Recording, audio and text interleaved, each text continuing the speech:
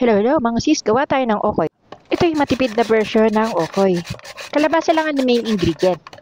Balatan ng kalabasa at gadgarin.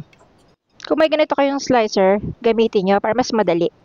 Pagkatapos gadgarin, ilagay ang sibuyas, harina, cornstarch, mga pampalasa gaya ng asin, paminta, seasoning at konting sugar. Lagyan din ng dried shrimp para mas masarap. Lagyan ng 2 itlog. Haluin ng mabuti hanggang sa wala na kayong makitang flour. Magpainit ng mantika sa kawali.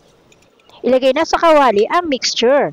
Maglagay ng tamang dami at ayusin ang pagkakalagay ng mixture. Hintayin maluto at baliktarin. Mag-prepare naman tayo ng sausawan ng ukoy. Kumuha lang ng isang container. Lagyan ng suka, konting tubig, paminta, asin, sugar, at sibuyas. Haluin. Haluin mabuti. Kung nais nyo ng konting anghang, maglagay ng chili oil at haluin. Eto na, pwede na nating tikman ang tipid version ng ating okoy kalabasa. Ang sarap, tama lang ang timpla. Subukan nyo na ang aking version ng okoy kalabasa.